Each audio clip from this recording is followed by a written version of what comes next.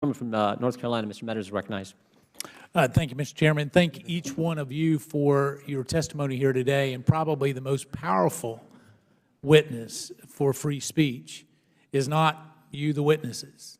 It's the audience, the young people that are here, and I applaud you for truly being here to stand for free speech on college campuses, truly. Mr. Langhofer, can you very shortly and succinctly define what hate speech is?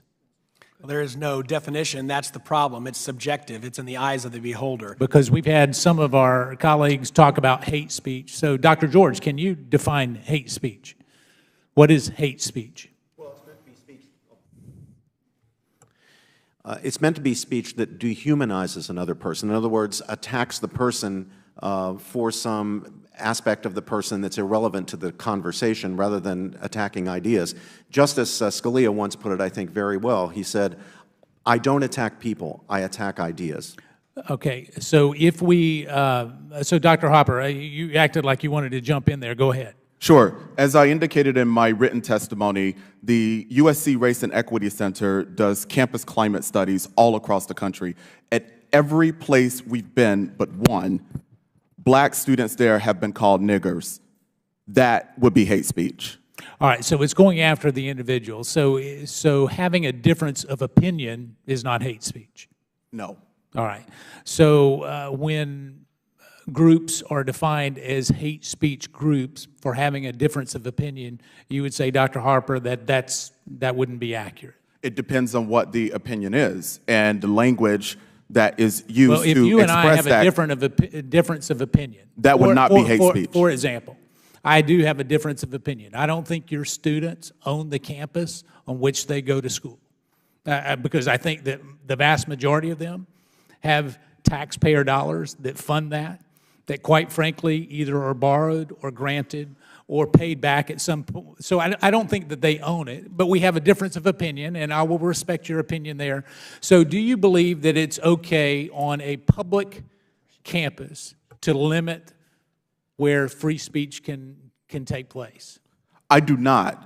To be sure, as I said in both my oral and written testimony, I am a proponent of free speech and engagement I got 5 of contested minutes, ideas. so I'm going to let you be free with your speech, but limited on your speech. How about that? All right, so as we look at that, so you would say, Dr. Harper, it is not okay to have free speech zones.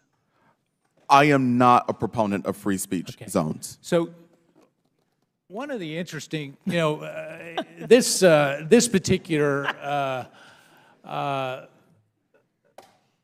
demonstrates the problem that we have on some college campuses. So here we have a free speech zone that's about the size of a parking space. I think that's ridiculous. Okay. So what size would be okay? I actually think that the entire campus ought to be a place that is a marketplace for the contestation of ideas and for... God bless you. I agree. I fully agree. And so if we can go there, and we know that we have this issue, how do you reconcile some of the limitations on free speech that we've seen on college campuses, and maybe even your college campus, as it relates to those that have a different opinion on what they should value? Now, I'm not talking about the kind of controversial speech that you and I both find abhorrent. I mean, it just truly, the example you gave is certainly something that we can all condemn. But let's take it into a different situation. Is it okay in the United States of America to espouse communism? At a university, it is the responsibility of the educators, the faculty members who work there to complicate students' ideas and to make space for students to espouse communism. But I'm taking this out of a racial context because I think the answer would be yes. I mean, Dr. George? Yes, I want to. Yes, Representative Meadows. I want to say that I am not favorable to communism, to say the least. Just for the record. But I teach the works of Marx, I teach the works of Gramsci, And when I present my students with Marxist writers, I try to present them in their most powerful, positive, attractive sense, because I want students not to be able to just shoot down a straw man. I want them to understand why these theories, which I find reprehensible, had real appeal to serious, intelligent people, and in some places still do. I think it's our job, I agree with Dr. Harper, it's our job to make sure that students hear the best that's to be said for all points of view, including those that we find reprehensible, and even in the case of Marxism, deadly. Okay, and I'll close. The chairman's been gracious allowing me to go over. Here's what I would ask each one of you to give this committee. I need, on a spectrum, when does speech become hate speech and should be limited?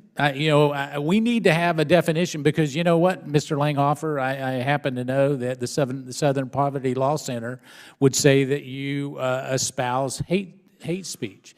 And I disagree with that. I fundamentally disagree with that. And yet, at the same time, what we have to do is we have to understand that free speech must be protected, even at times when it is speech that we do not agree with, like communism.